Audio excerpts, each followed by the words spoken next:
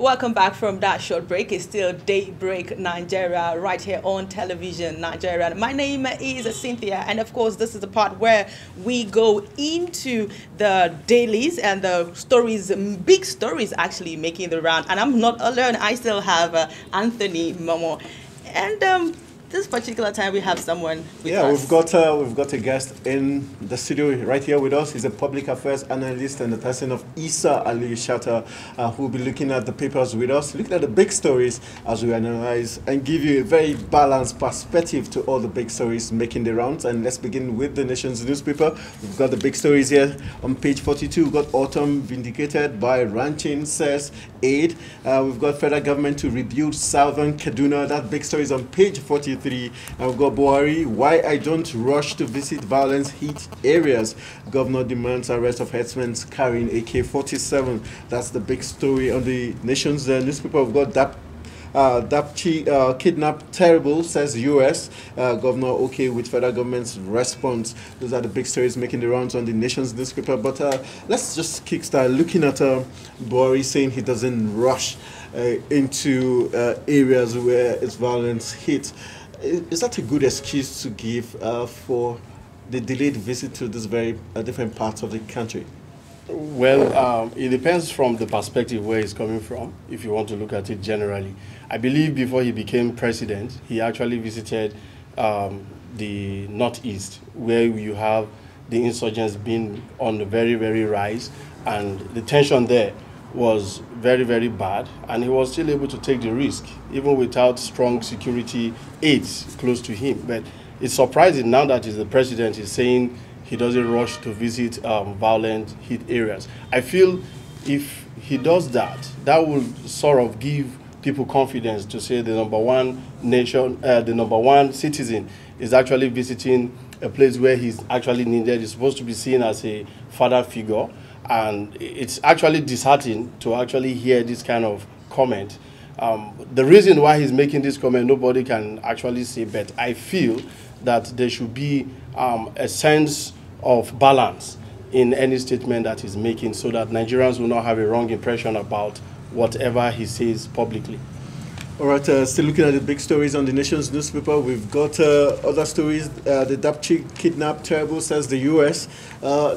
With the U.S. statement as regards this recent kidnap, would you say they don't have any good reason to say that? Because when we needed their support, especially when it had to do with the Boko Haram, they gave several reasons, excuses why they would not support our military. But the truth is, I want to look at it the other way around. Should we always depend on other people coming to feed us with support? We said we are giant of Africa, for crying out loud. I feel we should have the strong security apparatus to actually look at this issue even before they happen. And we should stop giving excuses, where they are not necessary. I wouldn't say that I foresee this coming.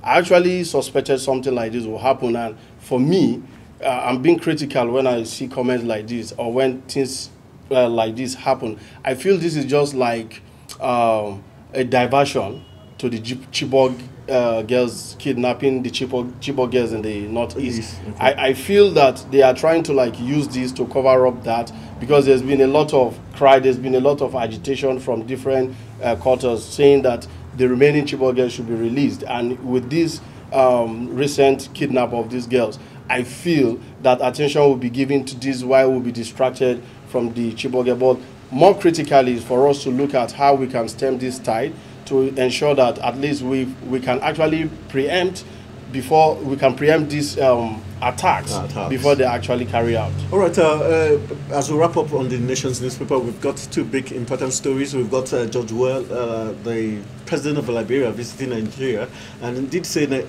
the Super Eagles of Nigeria can bring the World Cup back to Nigeria. And also we've got federal government to rebuild southern Kaduna. Would you say, looking at George Well's prediction, would you say he's just being African, or would you say definitely Super Eagles of Nigeria have what it takes to bring the World Cup back? Well, if you want to be very realistic and if you want to look critically at the current team that we have, if you ask me, I would say we are not ready yet for the World Cup, honestly. But anything can happen, they say in football. If it does happen, fine, kudos to us. But George Weah is trying to motivate Nigeria. He's also trying to motivate the Super Eagles, given the fact that he's also an ex-footballer, a one-time World Footballer of the Year, European Footballer of the Year, African Footballer of the Year. So now the president of Liberia. I think a statement like this coming from him is actually a sort of inspiration to our Super Eagles team. Should the federal government review Southern Kaduna? If then federal government has to rebuild everywhere where we've had crisis. That's the honest truth. I have visited the Northeast. The Northeast is actually in a very, very deplorable condition where you see a lot of infrastructure being destroyed. I can bet you that as at last 2 years, when I visited, that was in October, November, there was no visible electricity anywhere in Madagali, in Michika, for instance. And that spans through Chibok and other places where you have this crisis. And if you are saying you're just rebuilding Southern Kaduna, so what happens to the Northeast? I know there is an initiative to rebuild the Northeast, but to what extent have they gone in actually rebuilding the Northeast? So it should be a balance. For me, it should be a balanced approach. If not, everybody will be clamoring for a kind of federal government attention. So what's the state governor doing actually? If you want to ask me, what is El-Rufai doing? Why can't he rebuild the state? All right, okay, let's go there. Very quickly, we have Daily Sun, and the big story here, knocks kudos as Buhari visits Taraba. And you will find the continuation of that story on page 6 of the Daily Sun. And on page 11, something on Obasanjo, it says, "My regrets in life" by Obasanjo. And on page 2, you will find a federal government seeks NAS approval for 650 billion naira to clear fuel subsidy arrears. And on page 11, we have NHRC gets 76 petitions on hate speech, election violence. And on page 46 of Daily Sun, we have Nigeria can win World Cup if. This is by Liberian President Where. All right, looking at the big stories, Yes. There's a particular one that did catch our attention, talking about the federal government seeking NAS approval 650 for billion naira. that controversy. There were times when the National Assembly said they were not aware subsidy was being paid. How come suddenly we have the federal government seeking for approval? Yeah, it's sad. You know, if it were during the past administration, you would have seen a lot of criticism. You would have seen a lot of reaction trailing this kind of comment. Truthfully, there was no announcement for subsidy.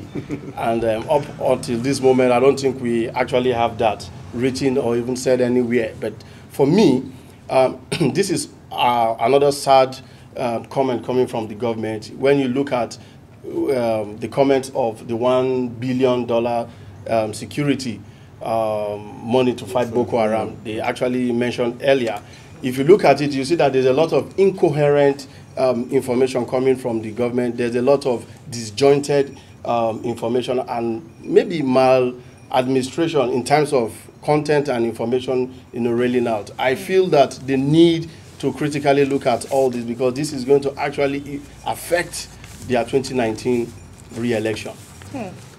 All right, still looking at stories making the rounds. We've got the authorities, the next daily we're looking at. We've got federal government releases 1.7 billion naira for the Akanu Ibian Airport upgrade to demolish houses market near the runway. The next big story here says herdsmen farmers clashes, federal government to rebuild southern Kaduna villages. That big story is on page 4 of the authority. We've got court refuses herdsmen bail over Benue killings.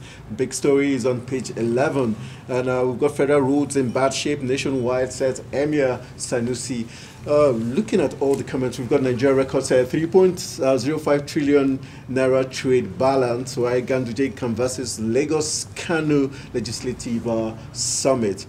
And we've got 3 billion naira fraud, court freezes Lagos agencies account, and 2,400 illegal Nigerian migrants died in 2017. Very sad story. But let's look at the federal roads being in bad shape. This is what we already know, but when the emir speaks, it seems it draws attention. Are we likely to see something of such? Hopefully, maybe federal government will actually quickly wade in to correct whatever anomalies the emirs are actually spotted out. But beyond that, I feel this administration actually have a promise that they need to deliver upon, and they've not actually done that. For me, if you ask me, because a lot of Nigerians are still complaining about bad roads, they're complaining about unemployment.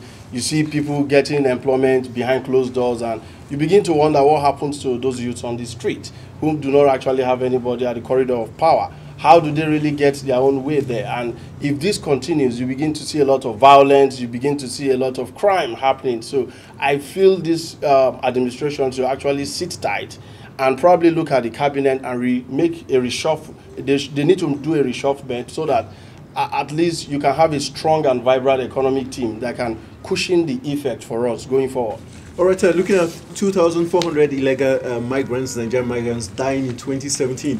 How sad is this, and what should be the role of a NATIP and other agencies just to ensure we do not suffer same fate? Yeah, quite sad, very, very sad indeed, because I think this is the one that we know. I remember Jibo, who travels around the desert. Okay. There's this a man who actually goes on expedition. Okay. You know, he actually narrated an ordeal he witnessed while he was on board, you know, moving to Spain. And he said when he came out from his dock, he discovered that there are a lot of Nigerians hanging. And he asked them that, who are these guys? They said they are Nigerians. He approached them, he spoke to them, and he discovered that truthfully they are Nigerians. And at the end of the day, they said if they don't have their valid document, they are going to push them off the coast. And that was exactly what happened the following day. When he woke up, he didn't see anybody hanging there. So nobody actually reports this. He witnessed it, and he has reported it. So this is just a minute number from what is actually happening in an outside world there. All right, taking the final story on the Authority newspaper, we've got Nigeria's 2019 election. Our priority, says the U.S. Is this controversial? What are our expectations? Are we likely to see meddling in Nigeria's elections come 2019? Already the U.S. still battling with the meddling by Russia, and now being expanded to UAE. Should this send a wrong signal to Nigerians, knowing that the U.S. has 2019 election as priority for the U.S.? Does that mean they're going to install the next president? What's the controversy about that line? If you look at it critically, let's be honest to ourselves. At a point in time, Buhari was giving that huge support from the global world, and you can't rule that out. That's the honest truth. They actually get to influence most of the things that happen, especially in the African continent. If you look at the concept of foreign direct investment, they need to protect their investment, of course, and they need to also keep someone there who will be watching for them and who also dance to their tune. So every country who is actually thinking critically will be, you know, thinking towards that aspect. Russia, for instance, Putin will never allow your steel company to work because they have a steel company, and they will want you to depend on their own steel for you to actually produce or even manufacture. So if you look at all this dynamism, you will get to feel it that for you to become a superpower, you need to have very strong influence in what happens in other smaller countries. Okay, so we'll move on to the Nigerian Tribune this morning. The big story here, Buhari begins peace moves in troubled states. And we have the riders here, lands in Taraba to visit Yobe, Benue, Rivers, Zamfara. You find that story on page 9 of the Nigerian Tribune. One other story here that I would like you to talk about, PDP governors to Buhari, you are fighting opposition, not corruption. That story is on page 32 of the Nigerian Tribune. So what do you have to say about this? You are fighting opposition, not corruption. Yes, if you look at the body language actually from this current administration, you will actually want to, you know, agree to that statement.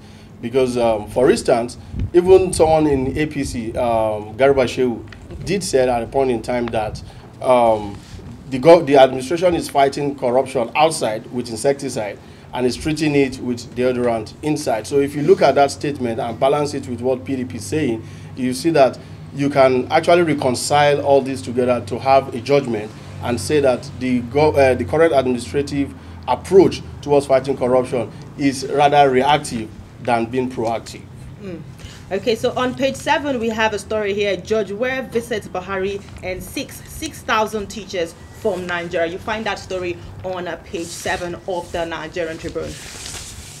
All right, those are the final story we take from the sporting papers. Yes, okay, lastly, this, on sports this morning, we have Reds won £200, 200 million pounds for Salah, and you find that story on page 4.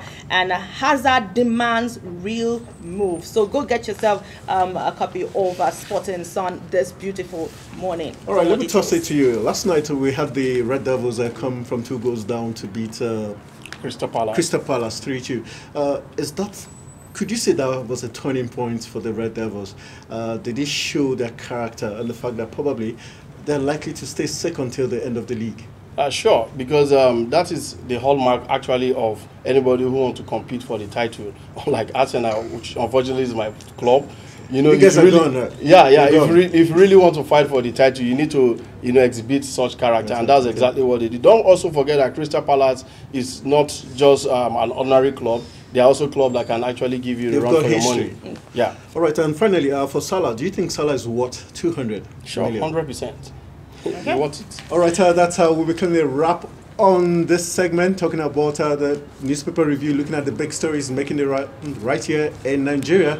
And we've had our guest, Issa Aliyu Shatta, who is a public affairs analyst, giving us a big analysis on the big stories we looked at on today's edition. And this is how we'll be calling it a wrap on Daybreak Nigeria. It's been awesome sharing our breakfast with you. Hope you've been well informed with all the big stories making the rounds right here in Nigeria and on the global scene. And definitely hope you enjoyed our discussion with Jai Geskia, who happens to be the first independent presidential candidate for Nigeria elections come 2019, talking about the issues surrounding the Peace Corps of Nigeria, the fact that the president did refuse to assent to that bill, giving very strong reasons why he wouldn't. And this is how we call it a wrap on today's edition. Hope to see you tomorrow. All right, so in everything you do, don't forget to subscribe to our YouTube channel and, of course, our Facebook, Instagram, and Twitter page, Television Nigerian. My name is Cynthia Agbo. Do have yourself a wonderful day. I am Anthony Momodu. Good morning.